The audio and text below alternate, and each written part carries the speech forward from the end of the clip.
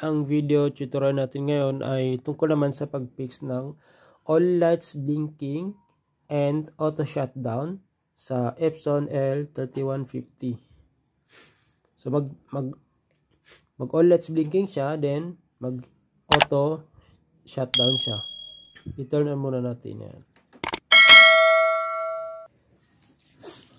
So yan, nag all lights blinking siya. Yan. Turn off. Turn on.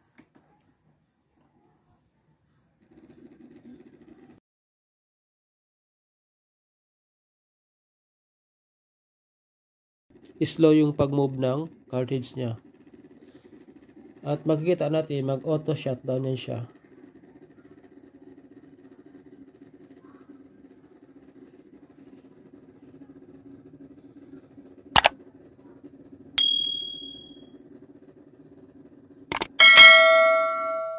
Yan. So, nakita natin, automatically nag-shutdown siya. So, ito yung i-fix natin.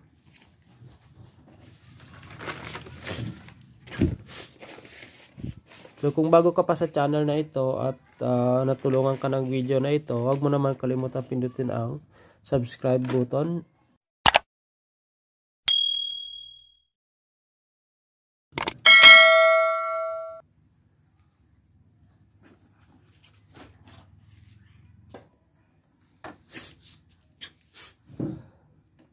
Tanggalin natin kailangan tanggalin natin ito. Okay. So, tanggalin natin yung connection. Yan.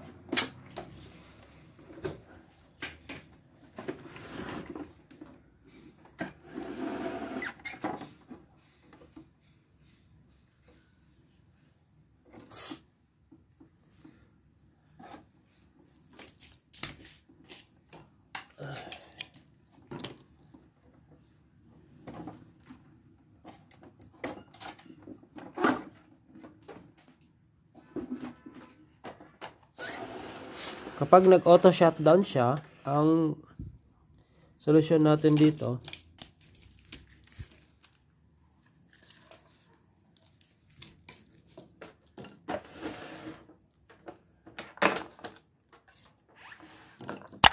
ito lang ang lilinisan natin.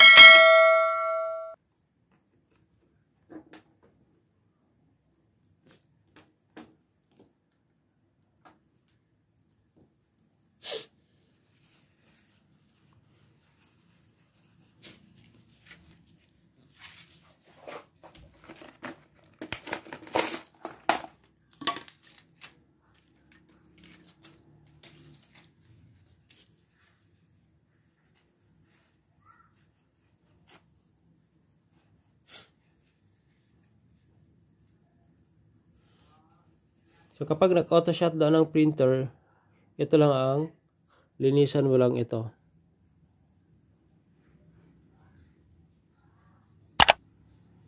Itong motor niya, linisan mo lang itong motor. Yan. Yung dito, ito oh. Linisan mo lang ito, at saka ito.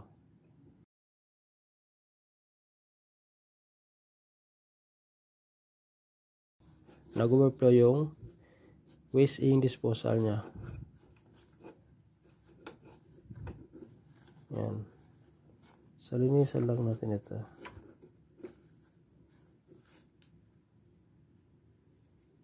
Then, mag-testing tayo ulit.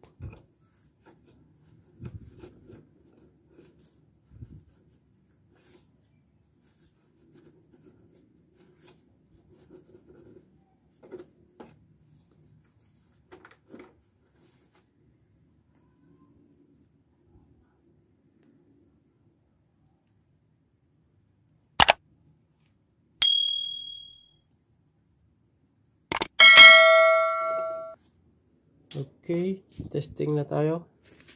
Balik natin ulit ang scanner niya.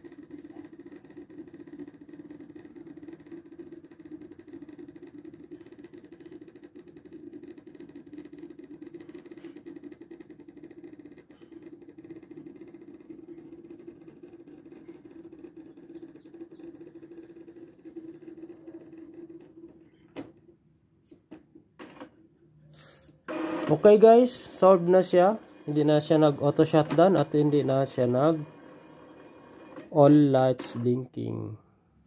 Yan.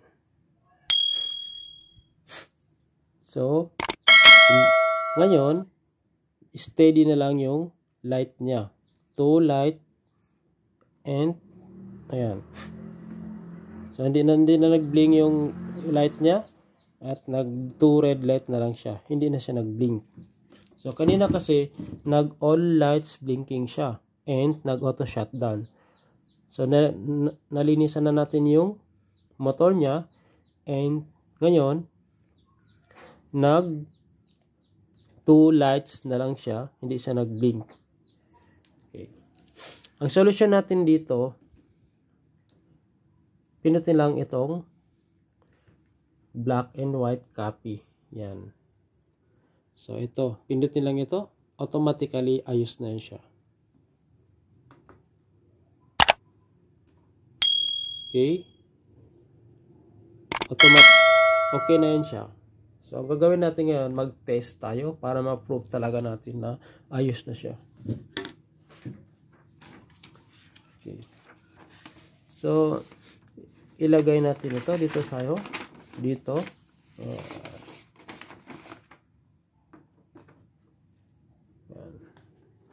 Yan.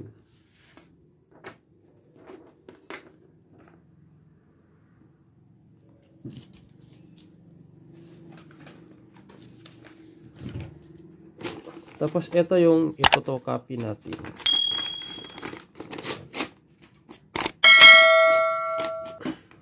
Ayan.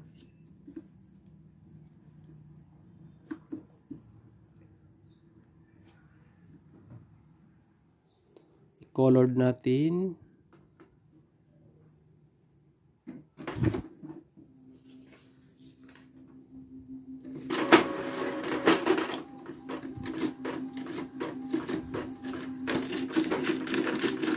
Okay, kinain na yung paper. Yan, no? Kinain niya ang paper. Yan. So, tanggalin lang natin ang paper na yon.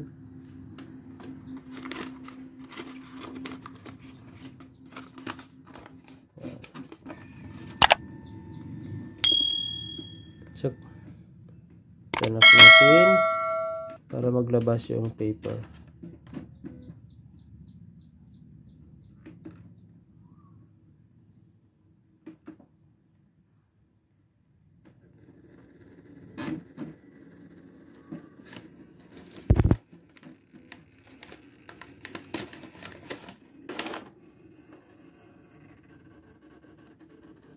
Okay, tayin natin. So, iluluwa niya rin yan. Yan. Okay. Ganun lang kadali magtanggal ng paper naka-stack sa loob. Okay.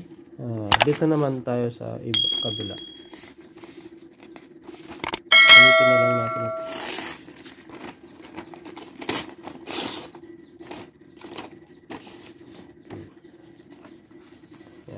Lagay natin ulit. Tapos, yan ang kinapi natin.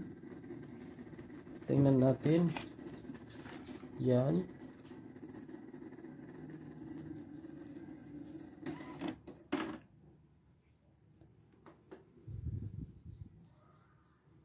Okay, colored.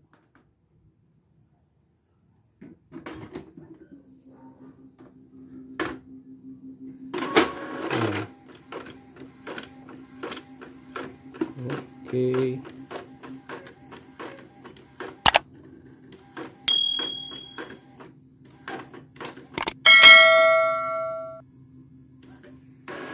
Yan. So, perfect.